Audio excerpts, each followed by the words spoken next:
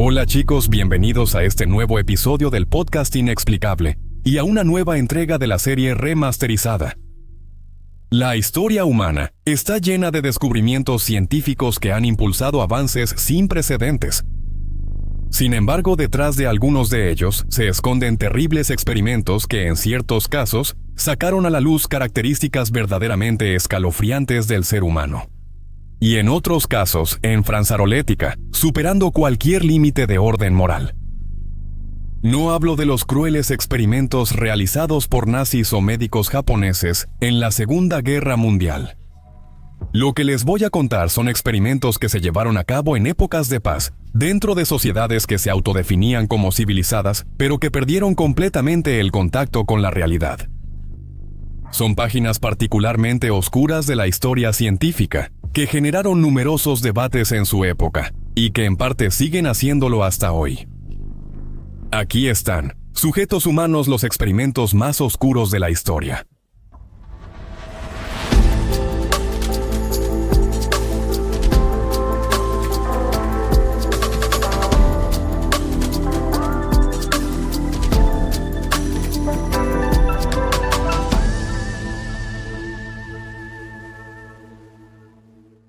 El experimento Milgram. En 1961, en el periódico New Haven Register, apareció un curioso anuncio.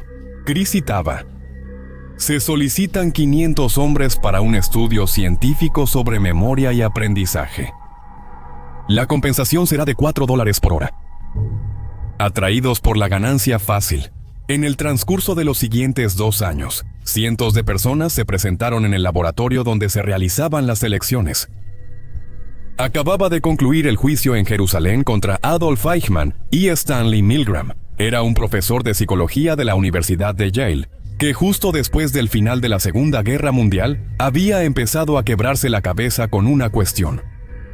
¿Era posible creer que los oficiales nazis solo estaban cumpliendo órdenes? ¿Que no se sintieran libres de elegir su propia conducta moral de manera autónoma? ¿Que se sintieran justificados por la autoridad legítima? Milgram estaba convencido de que sí. De hecho, según él, cualquiera, bajo la dirección de una figura autoritaria, sería capaz de obedecer cualquier orden que se le impusiera, incluso el de causar daño a otros seres humanos. Y de aquí el experimento. Él mismo preveía que un voluntario al que se le asignaba el papel de maestro leyera en voz alta pares de palabras, mientras que otra persona, que tenía el papel de estudiante entrevistado, debía memorizarlas en el orden correcto. El voluntario asignado como maestro se sentaba frente al panel de control de un generador, compuesto por 30 interruptores, cada uno de los cuales liberaba una descarga eléctrica de diferente intensidad. Desde 15 voltios muy ligera hasta 450 voltios, es decir, potencialmente letal. Se le informaba que el estudiante a entrevistar estaba en una habitación contigua, sentado, con 2 electrodos en las muñecas para recibir descargas. En caso de error, el voluntario no podría verlo, solo escucharlo. La tarea del maestro era aplicar una descarga eléctrica cada vez que el estudiante repetía las parejas de palabras de manera incorrecta, iniciando con descargas de bajo voltaje que aumentaban en intensidad conforme crecían las respuestas incorrectas.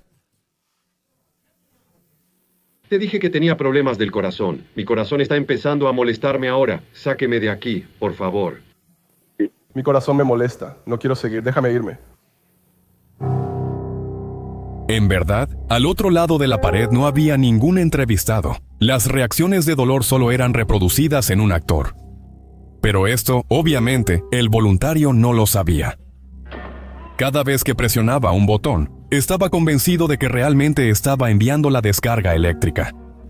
Es decir, de infligir un castigo real que se volvía cada vez más duro cada vez que el estudiante cometía un error. El experimentador, que representaba la figura de autoridad, también tenía la tarea de presionar insistentemente al maestro para que completara el experimento. Con frases como: "El experimento requiere que usted continúe. Es absolutamente necesario que usted continúe". O bien, "Usted no tiene otra opción más que seguir". Muchos participantes, perturbados por lo que se les ordenaba hacer, pidieron detener la prueba y se negaron a continuar. Pero muchos siguieron con las preguntas y las descargas eléctricas. Ni las súplicas del estudiante entrevistado, que desde otra habitación pedía piedad, los detuvieron. Al accionar el interruptor por B75, el voluntario oía gritos de dolor. Cuando se liberaba una descarga de 350 y 330 voltios, el voluntario escuchaba la voz de la otra persona, que le suplicaba que se detuviera, porque su corazón no lo soportaría. Al superar los 330 voltios de descarga eléctrica, las preguntas del voluntario solo recibían como respuesta un elocuente y terriblemente inquietante silencio. El 65% de los voluntarios bajo presión del supervisor siguieron aplicando descargas eléctricas, ignorando protestas y gritos de dolor. Algunos voluntarios, además, obedecieron la orden de aplicar repetidas descargas de 450 voltios. Cuando la persona en la otra habitación seguía fallando, las respuestas, al final del experimento al voluntario se le revelaba la verdad. Y es aquí donde nos encontramos, cara a cara con la verdadera experiencia escalofriante. Es absolutamente esencial que continúe. No tienes otra opción, doctor. Oh, no tengo otra opción. Mi primera opción es que no seguiría adelante si pensara que estoy equivocado. Imaginen por un segundo si pueden. ¿Qué impacto tuvo en los voluntarios descubrir el verdadero objetivo del experimento? Bajo presión de una figura autoritaria, algunos de ellos habían sido capaces de aplicar descargas eléctricas que, si realmente se hubieran infligido al entrevistado, habrían resultado potencialmente fatales. Estas personas habían sido atraídas con engaños a través de un anuncio en el periódico. No se les había ofrecido una explicación clara de los riesgos del experimento antes de que éste tuviera lugar. Les hicieron creer que causaban dolor físico a otra persona. Milgram había pensado en los más mínimos detalles sobre qué resultados podría obtener a través de la experimentación, pero había olvidado una cosa. Es decir, evaluar qué daños psicológicos podrían sufrir los sujetos sometidos al experimento. Como imaginarán, las consecuencias fueron desastrosas. Ya durante el experimento, la mayoría de los sujetos mostró claros signos de estrés, temblores, sudoración, agitación incontrolable, en algunos casos incluso convulsiones. Ante tales reacciones, Milgram aseguró a los participantes del experimento que los efectos psicológicos negativos solo se presentarían por un breve periodo. Pero no fue así en absoluto. Algunos de ellos sufrieron de síndrome de estrés postraumático durante años, otros desarrollaron ansiedad crónica, nerviosismo constante o fueron víctimas de ataques de pánico durante muchísimo tiempo. Pero hay otro aspecto igualmente inquietante de la situación. Los psiquiatras, psicólogos e investigadores que han intentado experimentos similares en los últimos años, aunque con métodos menos escalofriantes, han obtenido un resultado no muy diferente al que alcanzó Milgram. Es decir, que un altísimo porcentaje de personas, incluso hoy en día, muestra la tendencia a someterse con obediencia ciega a las figuras autoritarias, a seguir sus órdenes, incluso cuando éstas entran en conflicto con sus propios valores personales. ¿No será acaso este, en el fondo, el aspecto más escalofriante de todo el asunto?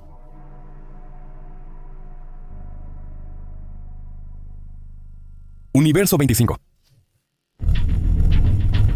En los años 60, el matusianismo empezó a convertirse en el centro de un amplio debate y de una verdadera preocupación. Según la definición dada por Wikipedia, se trata de una doctrina económica que, basándose en las ideas del economista inglés Thomas Malthus, atribuye principalmente a la presión demográfica, la difusión de la pobreza y el hambre en el mundo. Mientras más habitantes haya en la Tierra, menos recursos naturales habrá disponibles. Los estudiosos teóricos estaban convencidos de que si el crecimiento de la población no comenzaba a controlarse de alguna manera, el resultado sería catastrófico. Hambre, caos, guerras por los recursos restantes y, por supuesto, una cantidad impresionante de muertes. Eran teorías, pero en 1968, un científico quiso estudiarlas más a fondo Y la única manera de hacerlo sería crear un experimento que pudiera confirmarlas o refutarlas de una vez por todas. Ese científico se llamaba John Callum y su nombre no sería olvidado fácilmente en los años venideros. Pero vayamos por partes. El 9 de julio de 1968, en un instituto de investigación de Maryland, Callum colocó 8 ratones blancos dentro de un recinto de 2.7 metros de ancho, con paredes de 1.3 metros de alto. Como dietólogo especializado en comportamiento animal, John sabía que vivía en una época de rápido crecimiento poblacional. Y esos ratones blancos encerrados en esa jaula le habrían dado indicios claros de lo que probablemente sucedería si la Tierra se volviera demasiado pequeña en relación con la población existente. El experimento fue llamado Universo 25, así como el hábitat que se había creado para los animales, Universo 25.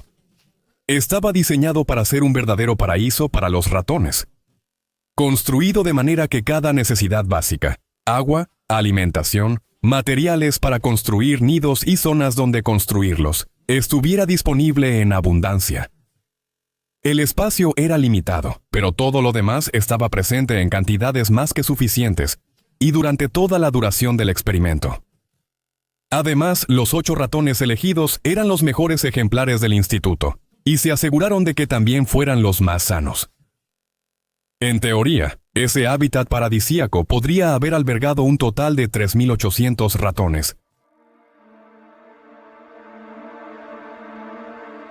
Las condiciones acomodadas y la absoluta falta de peligros en su interior dieron frutos de inmediato. Tras 3 meses de adaptación, las cobayas empezaron a reproducirse.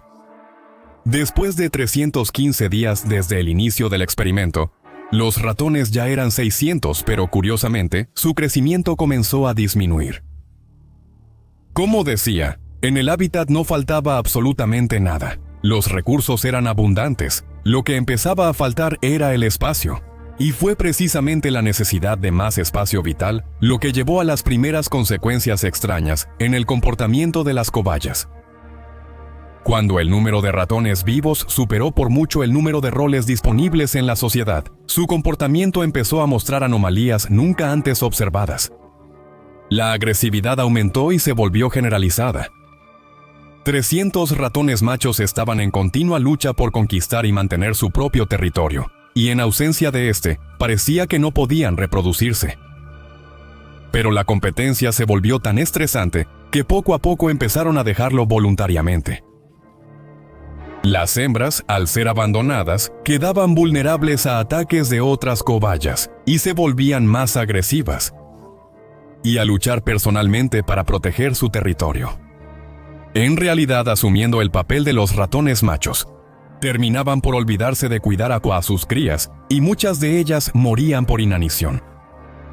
En los peores casos, las hembras sufrían tanto estrés que perdían el control y atacaban o devoraban a sus propios hijos. En cuanto a los conejillos de indias machos más débiles, su destino era ser empujados hacia el centro de la jaula, lejos de la comida y el agua. Y terminaban entrando en un estado de apatía, del cual a menudo despertaban respondiendo violentamente a los ataques de las otras cobayas. Algunas cobayas se volvieron pansexuales, buscando relaciones con todos los ratones. Otro grupo, según Callum, eran los bellos. Frente al caos general, se refugiaron en una zona protegida de la jaula y se dedicaron exclusivamente a comer y acicalarse el pelaje. Eran los únicos que no presentaban heridas de combate y fueron los que sobrevivieron por más tiempo. Pero cuando la población se recuperó, ya era tarde. Los guapos y las hembras que habían logrado salvarse y estaban en mejores condiciones, habían perdido completamente la capacidad de aparearse o el interés en hacerlo. Fase de caos total, con conductas que redujeron el crecimiento poblacional y aumentaron la mortalidad infantil. Callum definió a los conejillos de indias como la cloaca del comportamiento. El colapso de la sociedad de Universo 25 era inminente. 5 años tras iniciar el experimento, quedaba un solo ratón en Universo 25. Murió. La sociedad se había extinguido. Literalmente, la sobrepoblación había llevado al caos total y a la autodestrucción. ¿Pero por qué motivo? ¿Qué había salido mal? Las conclusiones del estudioso fueron escalofriantes. En un escenario donde la reducción de las muertes naturales lleva a la supervivencia de un número excesivo de individuos, los roles sociales normales propios de la especie comienzan a escasear. En este punto, la competencia entre los adultos maduros, listos para ocupar el papel al que naturalmente están destinados, y los miembros más viejos que ya lo ocupan desde hace tiempo, pero no quieren dejarlo, se vuelve tan violenta que llega a alterar completamente el tejido de la propia sociedad. Pero lo más impactante es que este escenario ocurrió en un hábitat donde no faltaban los recursos. Había comida, agua suficiente y materiales y sitios para hacer su nido. ¿Recuerdan que les mencioné que cabían 3.800 ratones en esa jaula? Pues bien, cuando se alcanzó el número de 2.200 ratones vivos, la sociedad colapsó. Desapareció. Ahora, consideremos cómo reaccionó la comunidad científica de la época, preocupada por la explosión demográfica de los años 60 y 70. Nadie sabía con certeza qué sucedería ante un escenario de sobrepoblación excesiva que parecía estar a la vuelta de la esquina. Varios intentaron desacreditar este experimento argumentando que los humanos no son ratones, y no existe ninguna certeza de que nos comportaríamos de manera similar a la de los sujetos de prueba. ¿Se tiene certeza de lo opuesto? La historia nos ha demostrado que el problema de la sobrepoblación detectado en los años 60 fue sobrevalorado y evaluado de manera demasiado pesimista. Es posible que en el futuro, la humanidad enfrente la misma situación que las cobayas, de Universo 25. Y en ese caso, ¿qué podría suceder realmente? El tiempo lo dirá. Los tres gemelos. Es su primer día en la universidad y Bobby Shafran no entiende por qué. Las chicas lo besan, los chicos lo abrazan y todos lo llaman. Eddie de repente se encuentra con un estudiante de segundo año, Michael Domis, que cuando lo ve se pone pálido. Era amigo de Eddie, quien dejó el campus un año antes. Domis cuenta en una entrevista que sabía que Eddie había dejado los estudios y no tenía motivo para volver al campus. Pero ese chico tenía la misma sonrisa, el mismo cabello, las mismas expresiones que Eddie. Era su doble. ¿Fuiste adoptado?, le pregunté. Luego añadió, «Compíllano». El 12 de julio Bobby respondió que sí a ambas preguntas, y Domis exclamó, «Tienes un gemelo». Fueron a un teléfono público y llamaron a Long Island. Al otro lado de la línea, Bobby escuchó sonar su propia voz. Colgaron, subieron a su Volvo y al caer la tarde, se estacionaron frente a la casa de Eddie. Bobby relató así su primer encuentro con su hermano gemelo. Estaba a punto de tocar la puerta, pero se abrió antes de que pudiera hacerlo y me encontré frente a un espejo. Decía que eran mis ojos eran suyos. Aún hoy, después de casi 40 años desde ese día, Bobby se emociona cuando cuenta su vida. Fue como enamorarme. De pronto sentí que todo era posible y estaba a mi alcance. Un estudiante emocionado llamó a la redacción del Long Island Newsday y le contó a Howard Schneider la historia de los gemelos. No lo creía del todo, dijo Schneider cuando lo entrevistaron. Mérito a la historia. En esa época, los estudiantes se divertían enviando cartas con historias falsas para verificar la información. Mandé a un periodista allí. Poco después me llamó diciendo que la historia era verdadera. La publicamos en el periódico. La noticia fue impactante. Poco después, la redacción del New York Post también abordó el tema. Ese artículo en el periódico llevó a otro descubrimiento sorprendente. Un joven llamado David Kellman, después de leerlo, notó lo que a primera vista podían parecer solo coincidencias extraordinarias. Eddie y Bobby habían nacido el 12 de julio de 1961. Como él. Ambos habían sido dados en adopción por Louis Wise Services, una agencia judía de Nueva York. Exactamente como él. Miró las fotos y se quedó sin palabras. Eran idénticos. David contó su experiencia y lo que sintió al dejar el artículo en el New York Post. Te miraba y me decía, no lo creo. Al final, las cuentas. Era una foto borrosa en un periódico. Era imposible de creer. Mis amigos me decían que me concentrara en las manos de los jóvenes, retratados en la fotografía. Incluso esas eran como las mías. En la guía telefónica encontré el número de Eddie y lo llamé. Respondió su madre.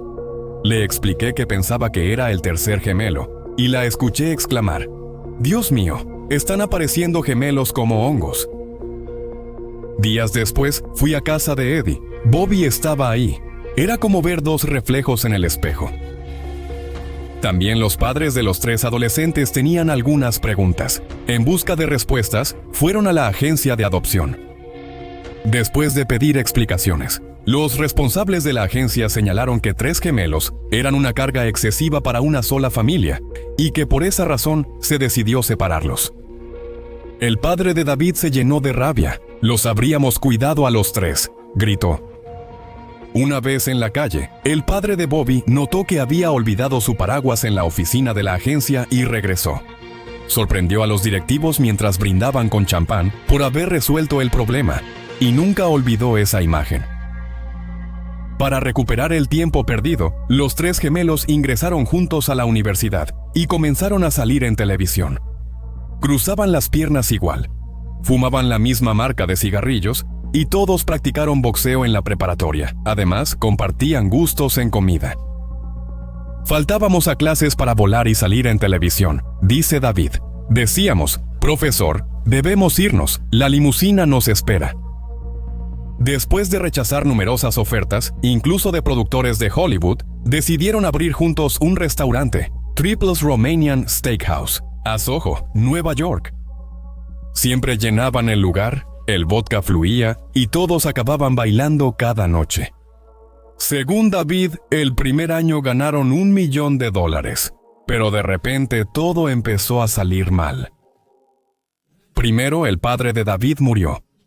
Un hombre de buen corazón que trataba a los 3 hermanos como si fueran todos sus hijos y lograba encauzar sus diferencias manteniéndolos unidos. También fue por culpa de su ausencia que sucedió lo inevitable. En 1993, Bobby dejó el restaurante después de una pelea que marcó profundamente a los 3 hermanos. Edwin quedó profundamente afectado. Brenda, su esposa, que después de la ruptura había caído en depresión, y en 1995, después de 2 años luchando con la enfermedad, decidió quitarse la vida. La tragedia impactó la vida de Bobby y David. Pero a la vuelta de la esquina, les esperaba otro descubrimiento que cambiaría aún más su existencia. Aunque siempre les habían dicho que la decisión de separarlos al nacer se debía a una razón práctica. Es decir, la idea de que no se encontraría ninguna familia dispuesta a cuidar de los 3. La verdad era diferente, y mucho más perturbadora. Un día, un periodista llamado Lawrence Wright los contactó para contarles algo que había descubierto. En el marco de las investigaciones realizadas sobre un psiquiatra de Nueva York llamado Peter Neubauer, Neubauer había desarrollado un gran interés en el estudio de gemelos. Sus investigaciones, además, parecían carecer de base científica válida. Lo llevaron a la convicción de que los gemelos vivían mejor separados y que una cercanía excesiva entre ellos podía causarles problemas de tipo emocional e incluso intelectual. Fue así que, al nacer Eddie, Bobby y David, quienes nacieron de una chica muy joven que quedó embarazada durante un baile en la preparatoria, y que había expresado la intención de darlos en adopción. Peter Neubauer percibió lo que consideró una valiosa oportunidad para llevar a cabo un experimento ambicioso. Era casi como si solo estuviéramos confirmando. ¿Eres exactamente como yo o no? Oh, sí. Sí, lo somos. Así de simple. Un hombre dijo que son 3 variaciones de la misma canción y... realmente no puedo explicarlo mejor que eso. En 1875, Sir Francis Galton, el fundador de la genética del comportamiento, sostenía que el estudio de hermanos idénticos, criados en ambientes distintos y sin contacto entre ellos, Era la mejor manera de investigar el eterno debate sobre qué es innato y qué es adquirido en los seres humanos. Científicamente, lo más atractivo era separar gemelos en distintas familias y estudiarlos al crecer. La investigación, en este sentido, habría sido revolucionaria. Neubauer ya era consultor del Instituto de Adopciones encargado del caso de los 3 gemelos. Y no le tomó mucho convencerlos de convertirse en cómplices del estudio.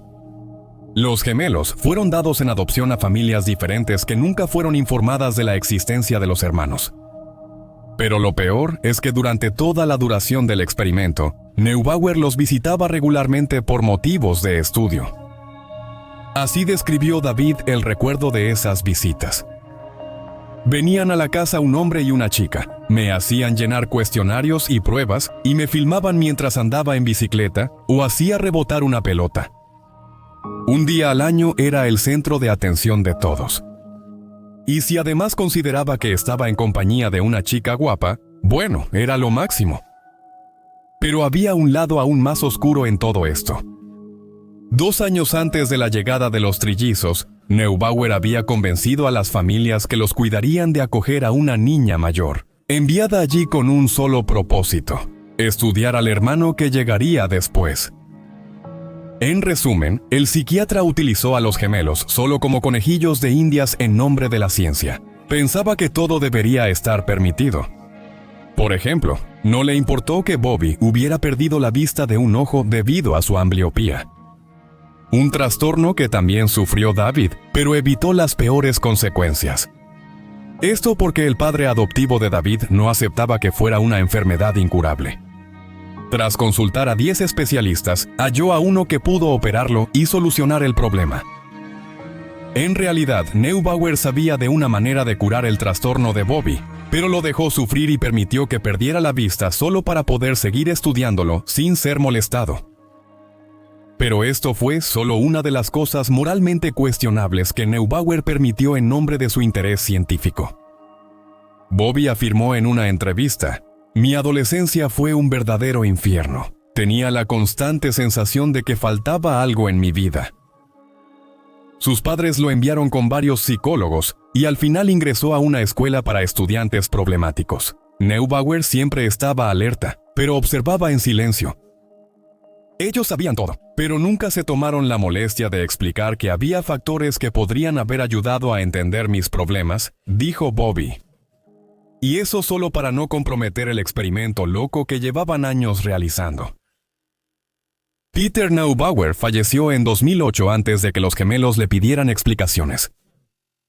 El psiquiatra, por ahora, solo ha sido entrevistado una vez por la doctora Nancy Siegel, profesora de psicología y autora del libro Twin Misconceptions, mitos y malentendidos sobre los gemelos. Y aún en esa ocasión no mostró el menor indicio de remordimiento por lo que hizo. Pero hay un hecho digno de mención aquí. Neubauer nunca publicó su trabajo sobre gemelos. Nadie logró entender nunca el porqué. Creía que separar a los 3 hermanos gemelos al nacer estaba justificado por el progreso científico. ¿Qué le impidió mostrarle al mundo los resultados? Tal vez temo atraer la antipatía de quienes no debo. Quizá los resultados no eran los que esperaba. Pensando en su propio caso, David llegó a una convicción: no todo es innato en el ser humano. Según él, es resultado de varios factores. Por ejemplo, afirmó que desarrolló mecanismos de defensa gracias al apoyo familiar. Pero parece haber algo que une a los hermanos gemelos, que va más allá de lo que la ciencia puede explicar. Incluso hoy en día. De niño, incluso Bobby sentía que le faltaba algo en su vida. Racionalmente no habría motivo para ello. Sin embargo, cada uno de ellos guardaba en lo más profundo de sí mismo la convicción de que algo importante les había sido arrebatado. Lo de los 3 hermanos gemelos fue otro ejemplo de abuso de poder por parte de la ciencia. Es un experimento mucho más terrible de lo que podría parecer a primera vista. ¿Existe realmente un hilo invisible que une a los hermanos gemelos? Arrancarlo por la fuerza en un acto que podría considerarse contra natura no solo es sumamente cuestionable desde un punto de vista ético, sino también profundamente cruel. Y aquí, chicos, concluyo este episodio del podcast, pero dejándolo de cierta manera en suspenso. ¿Por qué? Próximamente les presentaré una segunda parte de este tema, donde hablaré de 3 experimentos aún más crueles que muestran un lado más oscuro de la ciencia.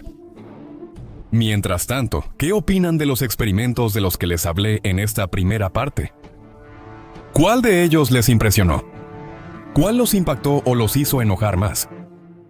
Háganmelo saber en un comentario. El Podcast Inexplicable es una serie original creada, escrita y conducida por Luca Parrella, con producción y sonido de Mateo Alessandro. Síguela en YouTube y en todas las plataformas de música y podcast.